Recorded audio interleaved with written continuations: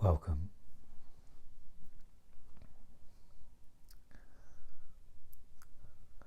For me, as of late, there's been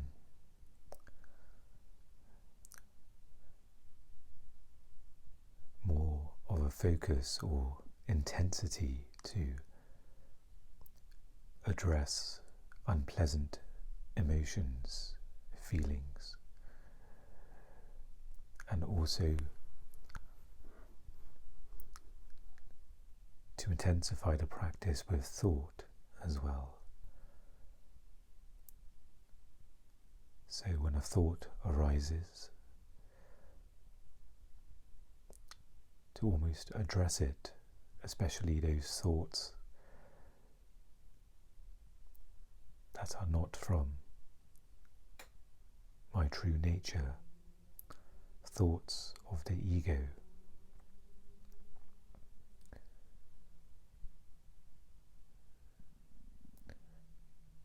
And also to address feelings that may arise from the thoughts, or feelings that just may arise on their own. For me personally,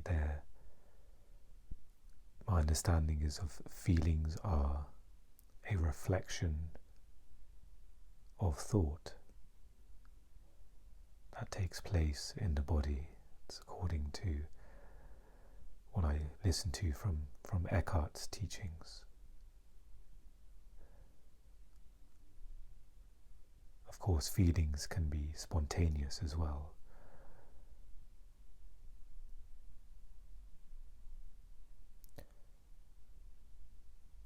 So when an unpleasant thought arises, a thought that provokes perhaps an unhealthy or a difficult emotion,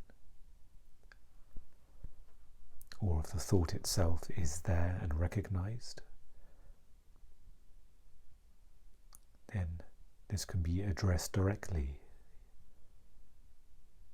As Mooji has said, often you can ask, who is thinking this thought? You can, challenge the thought, bring the thought out into the open, instead of the decades of conditioning where the thought is believed in, it is opened up and analysed, and then emotions are felt, and more thoughts come, more analysis, more emotions. You are putting a stop to it immediately. There is a recognition and awareness of, this thought doesn't seem in alignment of my true nature. Some thoughts may be difficult to diagnose, whether they're thoughts from the ego or thoughts from your true self. But I find a majority of thoughts, they can be recognized of whether they are true from a place of truth or from a place of fear, often.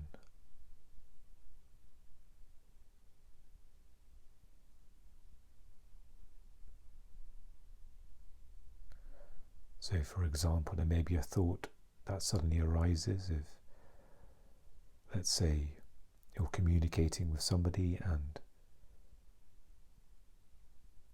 there's a long period of time that goes by before a response is received. And a thought may arise that perhaps they don't care about me.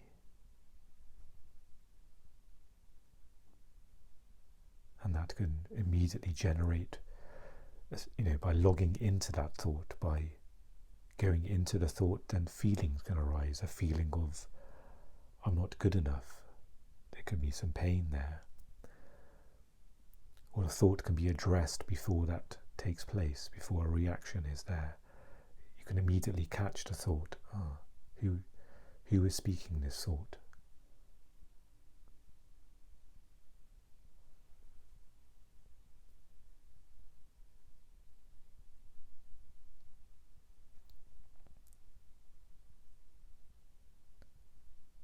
by immediately, knowing the answer quite often,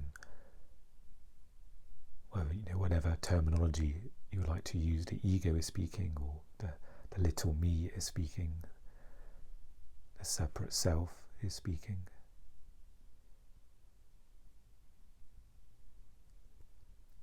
Just by simply shining the spotlight of awareness on that,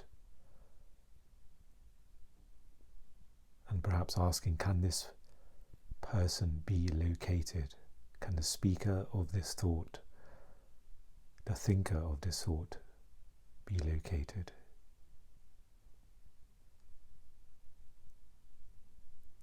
And then you step into awareness and you go through this practice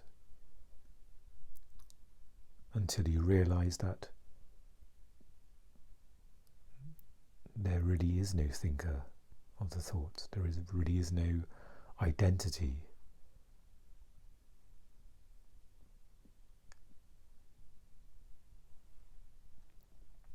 And then the thought loses all power over you. It may still be there in the background, but there's almost a dissolving of the power of that thought that wants to draw you in. It wants you to, it almost wants to provoke a reaction to continually strengthen the identity of who you think you are, the mental construction of me,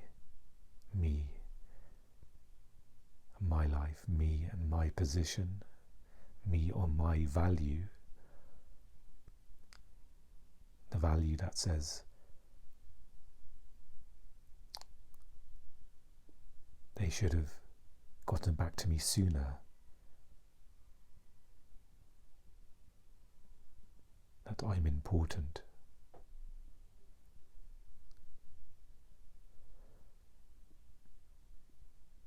So I've been going through this, it's almost developed along with listening to teachings as well, of intensifying the awareness where my attention is going with thoughts. And I'm immediately cutting it at the root.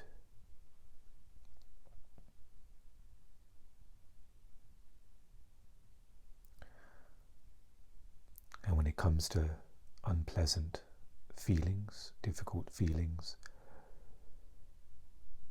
often there's an intensity about the feeling. You are almost surrounded by the sensation of that feeling, usually an unpleasant sensation. It could be, a pressure, it could be, just the actual physical pain in the body. So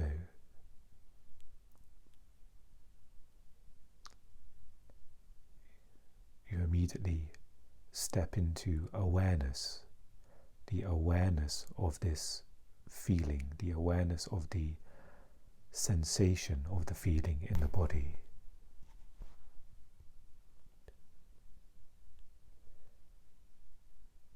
So instead of being in the eye of the storm,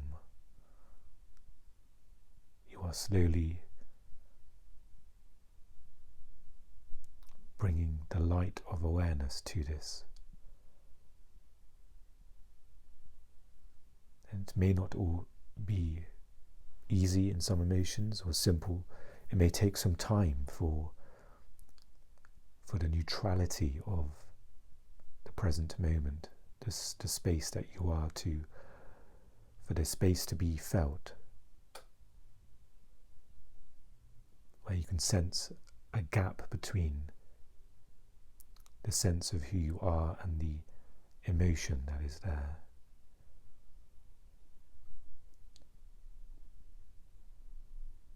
And then the feeling, the sensation can be observed in the body. You're no longer in the eye of the storm, you're no longer in the personal story that is the result of the feeling. So for example, going back to the thought of this person does not care about me, if a feeling generates from that, a feeling of pain, for me in the past it's been a pressure or pain in my chest.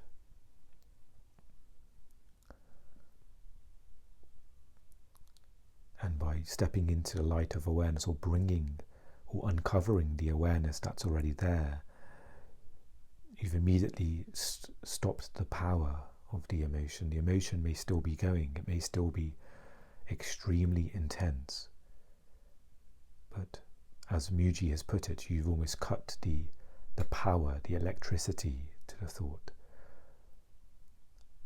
And he uses the example of a ceiling fan that's spinning, and now you've by using the light of awareness, you've turned off the fan.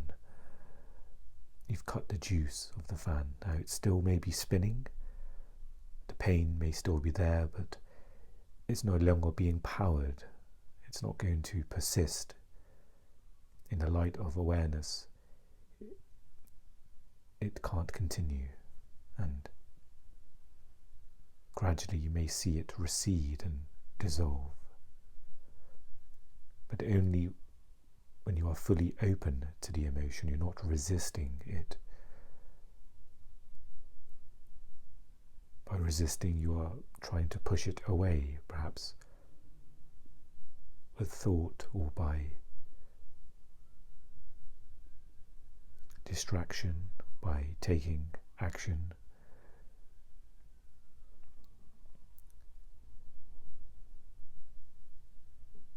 And you're aware that the feeling can't hurt you. You can observe the sensation.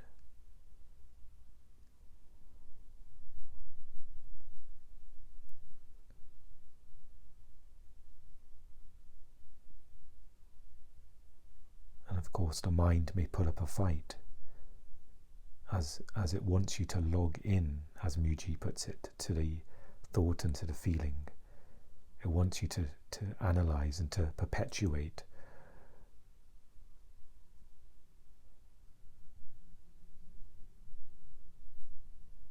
But is it possible to simply observe the pull of the feeling?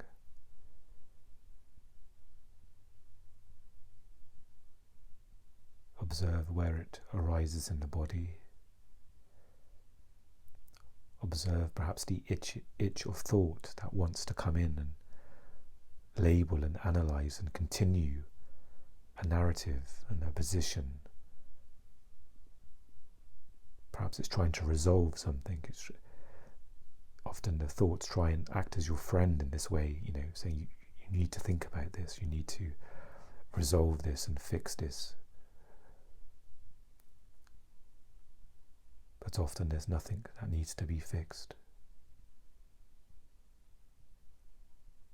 Often it's part of the illusion of identity that wants problems, that wants your attention in this way.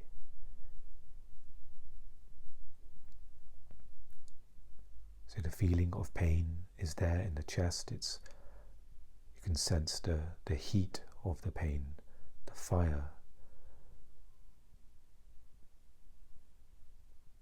But it can no longer sustain itself as you hold it in awareness. And without effort as well, there isn't a willpower. Because to suggest willpower means perhaps there's resistance there.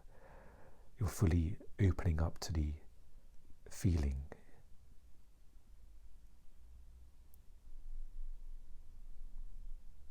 Where there's no distance between the awareness and feeling. It's simply there.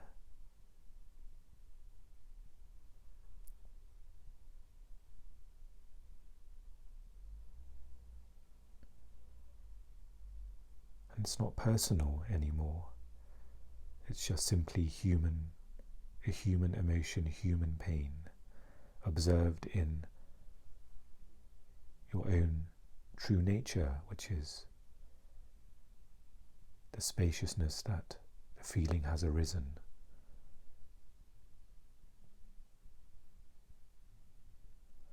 And in this way you've almost broken the spell of the ego and the identity that wants to keep you in this cycle of thoughts and feelings and construct mental formations and something to add to the structure that's already there of your history.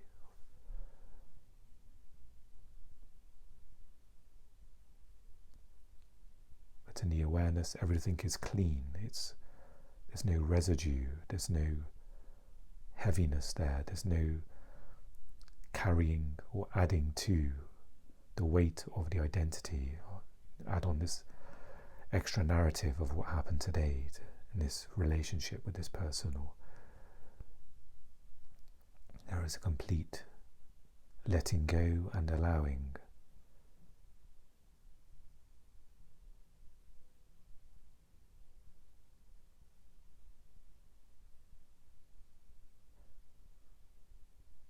Perhaps you'll notice that this is already taking place in your practice, that there's even a very subtle gap or spaciousness or acknowledgement that a feeling or thought has arisen, and you're not so quick to enter into the thought or feeling and lose yourself in there. It may happen, but there may be, before it does, there may be an acknowledgement that there's an unpleasant feeling arising in my awareness.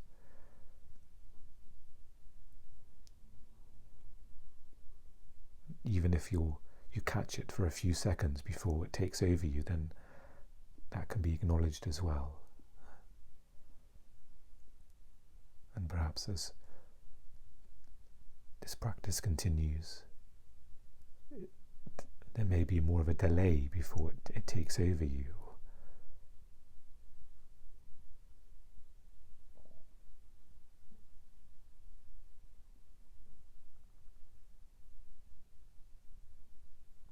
So this is the practice I've been on, especially in the past week or so.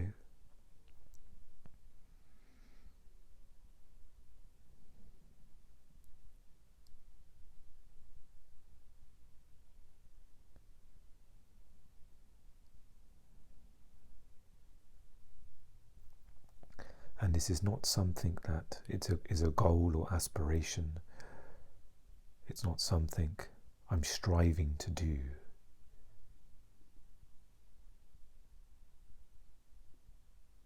There's no thought or objective to ensure that all of my thoughts are seen or purified.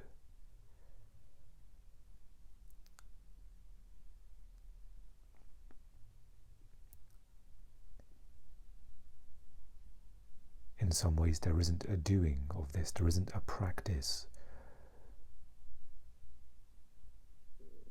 As you go deeper into the present moment, more established and stable in the present moment,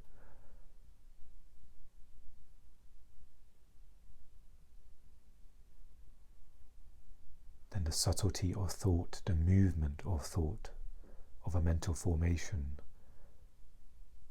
the sensation or substance of a feeling when it arises, it becomes clearer in its own way.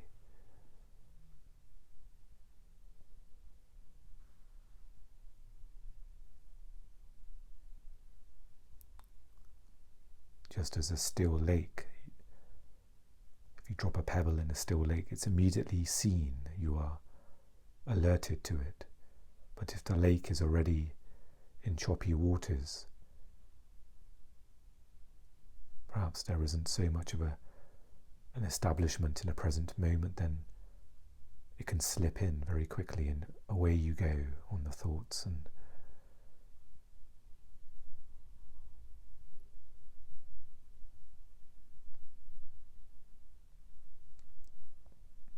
so I just wanted to share that experience of where I'm at in my own, I used the word practice or journey as is, but we all know that it's just the beingness of now.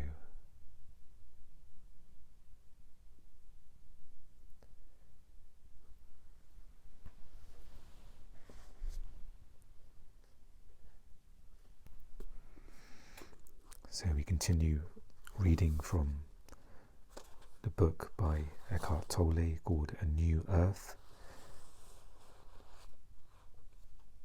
and we are on the passage titled Pre-Established Roles. Of course, different people fulfill different functions in this world. It cannot be otherwise. As far as intellectual or physical abilities are concerned, knowledge, skills, talents, and energy levels, human beings differ widely. What really matters is not what function you fulfill in this world, but whether you identify with your function to such an extent that it takes you over and becomes a role that you play. When you play roles, you are unconscious. When you catch yourself playing a role, that recognition creates a space between you and the role. It is the beginning of freedom from the role. When you are completely identified with a role, you confuse a pattern of behavior with who you are, and you take yourself very seriously. You also automatically assign roles to others that correspond to yours. For example, when you visit doctors who are totally identified with their role, to them you will not be a human being, but a patient or a case history. Although the social structures in the contemporary world are less rigid than in ancient cultures, there are still many pre-established functions or roles that people readily identify with, and which thus become part of the ego. This causes human interactions to become inauthentic, dehumanized, alienating. Those pre-established roles may give you a somewhat comforting sense of identity, but ultimately you lose yourself in them. The functions people have in hierarchical organizations, such as the military, the church, a government institution, or large corporation, easily lend themselves to become role identities. Authentic human interactions become impossible when you lose yourself in a role. Some pre-established roles we could call social archetypes. To mention just a few: the middle-class housewife, not as prevalent as it used to be, but still widespread; the tough macho male, the female seductress, the non-conformist, artist or performer, a person of culture, a role quite common in Europe, who displays a knowledge of literature, fine art, and music in the same way as others might display an expensive dress or car. And then there is the universal role of adult. When you play that role, you take yourself and life very seriously. Spontaneity, light-heartedness, and joy are not part of that role. The hippie movement that originated on the west coast of the United States in the 1960s and then spread throughout the Western world came out of many young people's rejection of social archetypes, of roles, of pre-established patterns of behavior, as well as egoically based social and economic structures. They refused to play the roles their parents and society wanted to impose on them.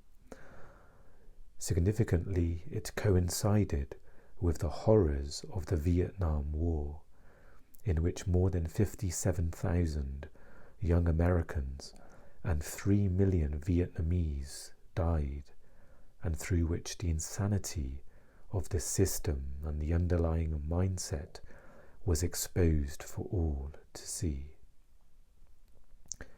Whereas in the 1950s, most Americans were still extremely conformist in thought and behavior. In the 1960s, millions of people began to withdraw their identification with a collective conceptual identity because the insanity of the collective was so obvious. The hippie movement represented a loosening of the hitherto rigid egoic structures in the psyche of humanity. The movement itself degenerated and came to an end, but it left behind an opening, and not just in those who were part of the movement. This made it possible for ancient Eastern wisdom and spirituality to move west and play an essential part in the awakening of global consciousness.